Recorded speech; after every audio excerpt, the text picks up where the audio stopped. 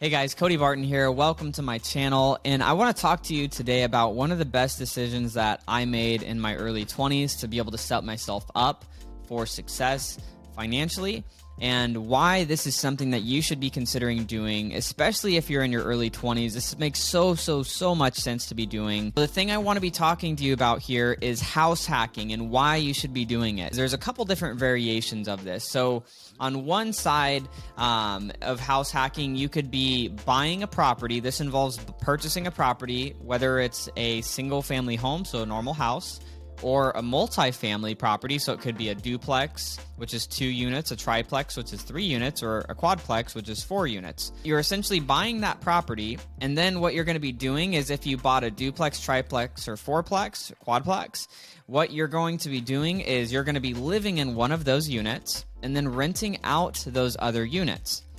So for me, when I was in my early 20s, I bought my first home when I was 21. I didn't have the opportunity to buy a multi-family property like one of those, duplexes or something like that. Honestly, for the areas that they were in, I didn't really want to live in those areas. So I opted for, a condo instead. So here's the story behind this and why I think this makes so much sense to do, especially if you're in your early 20s. So I bought this condo for about $175,000. It was a 3-bedroom, 2-bath. And I didn't have 20% to put down on it, so I put a very small amount down. I only put about $8,000 down on that condo. My payment on it was about $950 a month, and so I move in, and I immediately rent 2 of the other bedrooms. So I lived in the master bedroom, and then I rented out bedrooms 2 and 3 to friends that, just wanted to be able to have, their own place as well.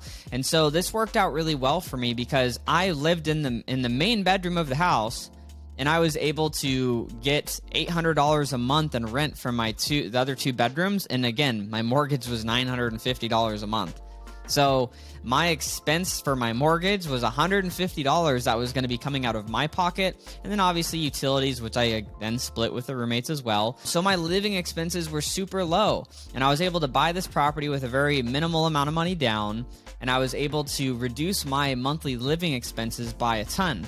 And so the story continues as in about 2 years of living in the property, I've been saving a ton of money because I'm not having to spend thousands of dollars a month on, renting somewhere or, maybe renting an apartment or something like that. And I was able to save that money and be able to invest it into my business that I was building. I was building my real estate business at that time. So all of that extra money that I was saving, I was able to then invest and speed up the growth with my real estate business. Then getting to 2 years in, I decided to sell the property, and then I was going to move to another property.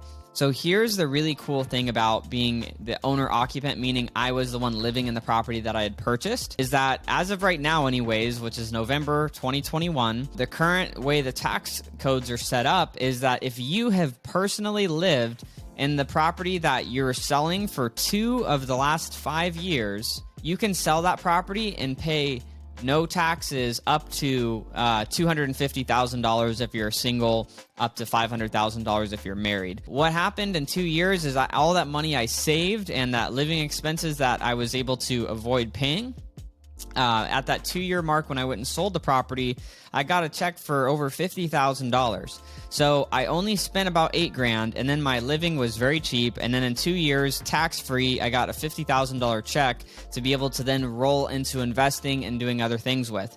And then I went and did it again, with a little bit bigger place. I rented rooms again. And then out of that one, after a couple years of living there, I got, a $60,000 check. So I did the same thing a couple of times. And so when it was all said and done, after, really 4 years of doing that, I had, $110,000+ that I was able to, put into my pocket, that I was investing into my business and investing in my growth.